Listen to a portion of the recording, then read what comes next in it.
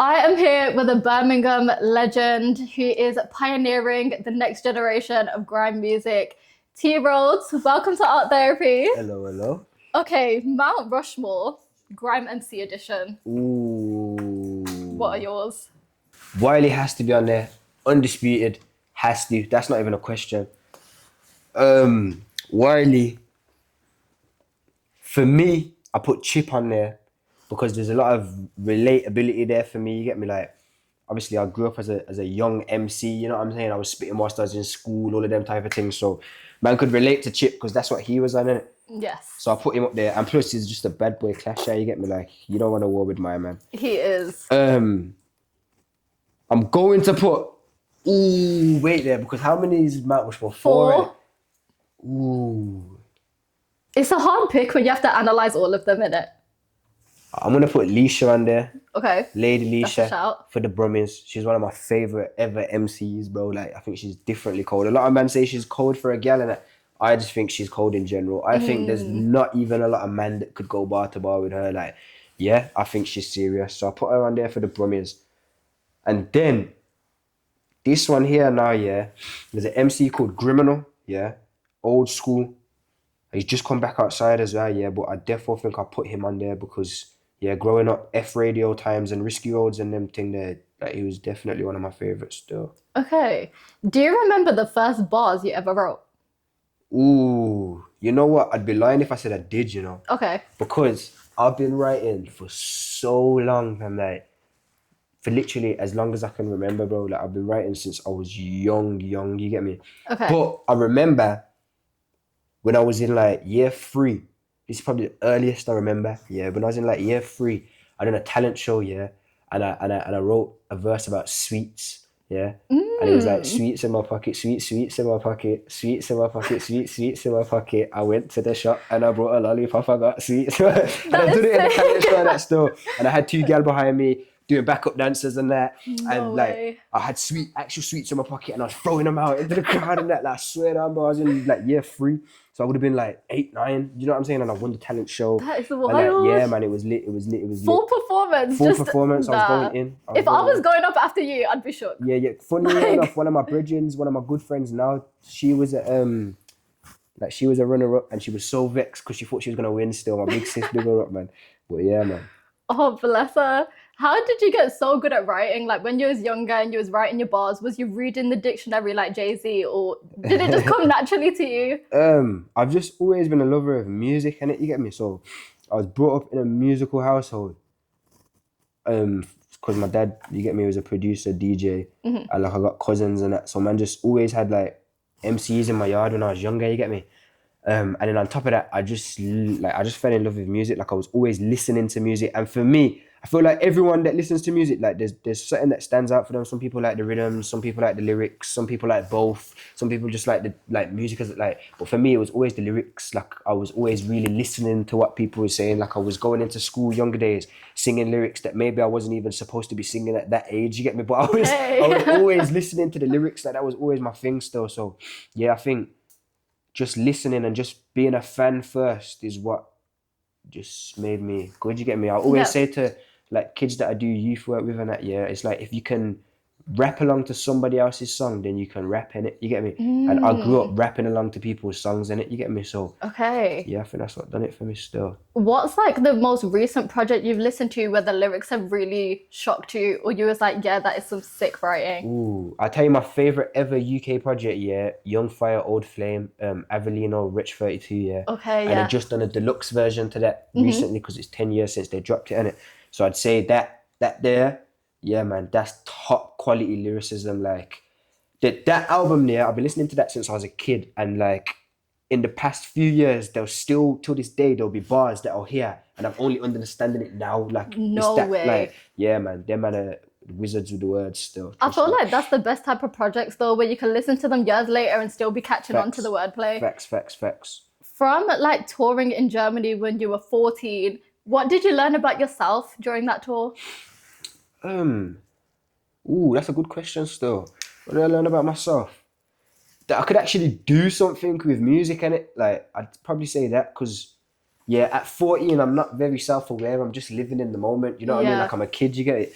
But I think that's definitely a time in my life where I realized that like I'm in a whole next country getting paid to do what I love in it at such a young age. Like I'm literally going back to school next week type of thing. Like, you know what I'm saying? Like, so yeah, I'd say that's what I learned about myself still. Okay, is there like a tour location, like a dream tour location, or someplace you really want to visit and perform at? Ooh. Oh, you got good questions, you know. Dream location. Probably the States. Probably America. Probably Okay. taking grime over to America and doing it properly because I don't think they know what's going on out there, but they don't know what's going on. Yeah. Definitely not with grime anyway. 100%. I feel like Grime, it went to like Korea a lot. Like it's really big in Yeah, Korea, like but not really Japan and like America. the Skepta and that Konnichiwa Yes. album and that. Yeah. Yeah. But I Facts. feel like everybody knows Skepta there, everybody knows Stormzy there. But somebody Yeah. needs to make the actual tunes on the radio Nah, there because facts. they're not playing it. It's true, man. They don't take us serious when it comes to the grime thing. I don't know what's going on. They need a shower man to go over there and just show them what going on. Yeah. Is there a certain city in particular you really want to perform at? Probably Atlanta, you know. Really? Yeah. Okay. Probably Atlanta still. Bro, it just resonates with man still.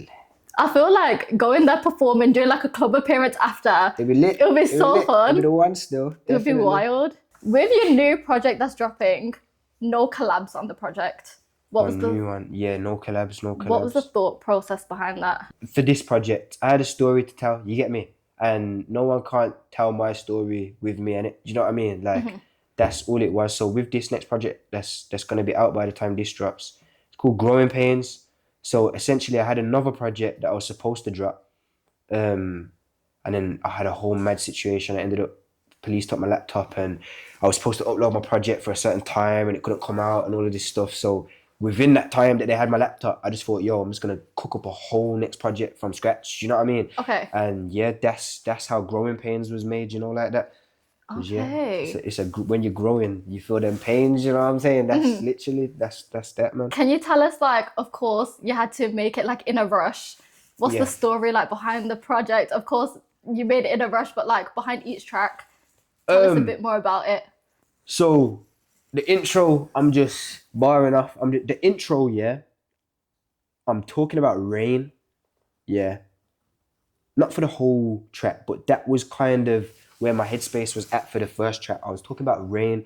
Cause when you think of like a bad day and you're going through something, it's like you imagine a rainy day, like a stormy day. You get me? Okay. So I'm talking about yo. I had to get to know the rain because it ain't always sunny days. When you try to grow, you feel growing pains. Like that was the type of. That's where my head was at for that. And I'm just shelling off on that. And then the second tune, Get Down, big up Bass Boy. That's like a hype grime tune. You get me? And that I was just talking my crud, bro. I was in the zone, bro. I was just talking about everything that, yeah, man, went through and going to Germany. The day after I got released from custody and not having a phone and just all this mad stuff. You get what I'm saying? So that's what I channeled for that track. And then there's a tune called Galaxies on there, yeah? That's basically about just me and my people in it and how I want my people to succeed. You feel me? And the bar that stands out for me in that track is like, why would I want to be a star when me and my peoples can be galaxies? You get me? It's like, why would I want to be a star when we can all shine? You get what I'm saying? Like, you don't just look up in the sky and there's one star. Like, there's galaxies up there. You know what I mean? So Yeah. that was the message behind that track. And then there's a tune called Ghetto. That tune there, I'm just talking about the ends. I'm just talking about linking up with the man them and having a laugh. Essentially, that's what that tune is about still. But yeah, that's kind of the gist of the project. Okay. And then what about the project that is coming after this one? The one after now, that one's called Crossroads. Yeah, so the project that was originally supposed to come out that I made Growing Pains instead of, yeah, that's called Crossroads. And that essentially is what it says in the title, innit? I was at a point in my life where I'm at the crossroads, you get me?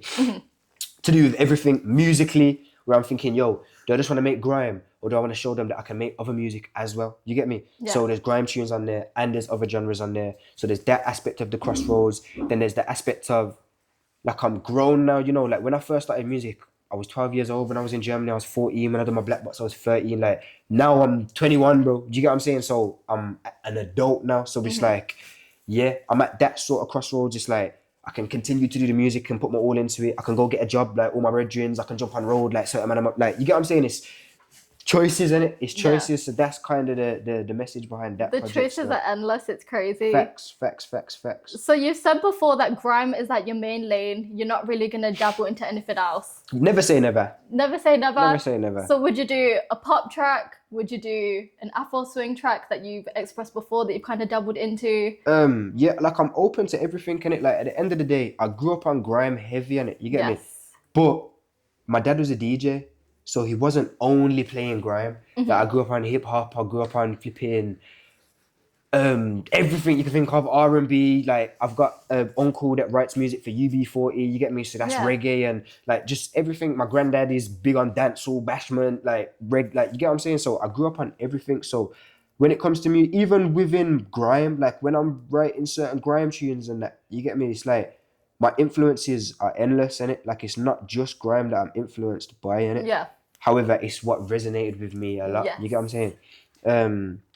But yeah, I'm open to make everything. You get me? I never say never. However, I will always stay true to my roots. Having that being said, you get me? Like in my heart, grime is always gonna be like, you know, my thing. Like, you get me? Trust me. That's fair. Of course, with these like newest projects, you have no collabs. But if you could go back to your first collab, being Rockaway with Level Up, what was the process like with that? Oh my life! Big up Saffron, because Saffron took me to that and Ash on Cam. But how did I even? You know what's mad? Big up Little Lights as well. They shouted a next artist, one of my brethren here, to do that. And he weren't on it, and then they shouted me. I think it was their label that shouted me still. And at the time, it just made sense. There was a group of young girls. I was a young MC. We're lit. You get what I'm saying? We're lit there. So yeah, we just jammed. I don't think we didn't even link up to make that tune. The first time we linked was for the video. Oh no way. Yeah. It was more just a label thing still. Yeah. But yeah, man, that was a lit point in my life still. How does that compare to like the collabs that you do now in terms of like working with people? It's more organic now, you know what I mean? It's more like whoever I'm working with you if I rate you, and you get me? Like that was more of just the sort of, you know, The it made label sense. told you. Yeah, like it was one of them, innit? Okay, got you. Now I'm just collabing with mans that are around me, and yeah, after the projects, you're gonna see me doing a lot of collabs and working with a lot of people still. Yeah. But I thought, you know what it is for me? Over the years, I've done a lot of cyphers, freestyles, that type of thing. You get me? So it's like I need to give them my music. I need to give them bare music. I owe my friends bare music, and it with just me. Forget the collabs for a sec. I need to make up for the music that I haven't dropped in it. So yeah. Do you feel like you're almost getting like back to basics or like reintroducing yourself? Yeah, it's like a rebrand in it. You get me? Okay. Because at the end of the day, when I first started music, I was a kid in it. Do you know what I mean? Yeah. Everyone, like the whole reason everyone knew me is because my man's that 30-year-old that's hard. Like that was the whole thing in it. But yeah, at the end of the day, it's not that anymore in it. So yeah, it's kind of like a rebrand. It's kind of like showing people, I'm not that same you that you like once knew in it. You get me? Like I'm grown now. I'm here to make intellectual music, like music with concepts behind it and stuff. I'm not here to just jump on a mic and shell off. Like I've been showing you that I can do that. You get what I'm saying? Yeah, like, no, it is true. Because even from that young age, like you've always had the talent. So it's now like a maturer sound. Yeah, man. That's what it is for me, man. It's about like I like, you know what it is as well. Like younger days, there was certain music that I liked listening to, like the grime stuff and that. Like when we were just talking about Stormzy off camera, like the grime stuff resonated with me, and now I'm listening to other stuff. You get me? Like I want to hear your story. I want to listen to music that I can hear the message behind it. Like I know what place you was in when you wrote that and all that type of stuff. Like that's what I'm on now. You get me? I don't just want to hear a man talk about how he's the best and how he does this and that and gets gal and no, like, I hear it. Like, it gets a bit overplayed. Like you kind of need to hear about like the artists and what they're going through. Facts, man. Trust me. That's what I'm on, man. With next year being like your 10 years in the game, how do you plan on celebrating? Ooh, I don't know, you know. I ain't even thought that far ahead, taking every step as it comes. How do I plan on celebrating? I don't know, man. I don't know. I'll probably do like another show or something. I done my first headline show last year, innit? You get me? Yeah. So maybe we'll do something like that, bigger and better. Maybe I'll do an album. Maybe it won't be mixtapes. Maybe it'll be an album with bare features, and I don't know, man. We see where the wind takes me. You know? You still got another year to prepare anyway. Yeah, man. Just wanted to see if you like had an idea. Yeah, but you've got time. We're going with it, man. How did you find like your first headline show? It was lit. It was lit. You know, that's like the first show, that in ages I've like felt genuine nerves before going there, bro. Like I'm in the car on the way there, and I'm thinking, I'm shook, bro, because it was like, it's my thing, innit? Yeah. Like, I can go perform at someone's show, and if people don't turn up on that, it's mine now, because I'm still getting paid anyway. Like, you know what I mean? No, Type it's of so thing. true. You get what I'm saying? And I know how to perform anyway, so if there's no crowd there, it's cool. I can just perform and just go on in it. But it's like, this time, this is something that, like, it represents me. Like, I done it all, like, not all myself. People, my people that helped me and that, but I essentially done it all myself. You get what I'm saying? Everything was from man's thought and my planning and calling people and you get me? So to walk in the room and yeah. To know everyone's there for you. Me, and you know what I'm saying? Birthday. And if it flops, it's all on me. Like, that's why I was nervous though, trust me. No, but the marketing was sick. Like, I saw the posters all over Dig Buff. Yeah. Come on, But man. what was the marketing process behind spray painting the 21st of October? You know what it was? You know what it is, yeah?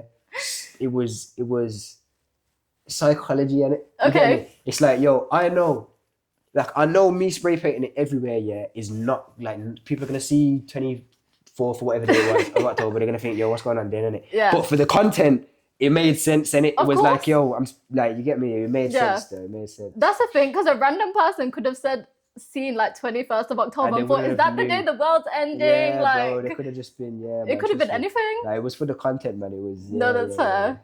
Being from Kitts Green, if you could put one place in Kitts Green on the map, where would it be? Lee Village, man. Lee Village. That's everyone knows. That's where I be, man. Lee Village still. Okay, that's where man grew up. That's where man recorded my first ever tunes. Like, first ever studio, RIP Major. Like, yeah, man. That's where I got a lot of experience and stories, and you know, that's my spot, man. Trust me. Of course, like, you're the oldest sibling, right? So you have younger siblings. But you've done your research. I've done my research. Are any of your younger siblings also interested in music? You know what? Yeah, my little brother, my littlest brother, yeah, he's like 5. Yeah, he come to me the other day. He's got some next like project, like, I don't even know what it is. It's like a door, like a next Logic, yeah. But he's making beats and that. Like, he was showing me that he's making beats and that. And then my other brother, he's more into gaming and stuff still, but he'd be learning to play piano and that. I think it's just in our blood.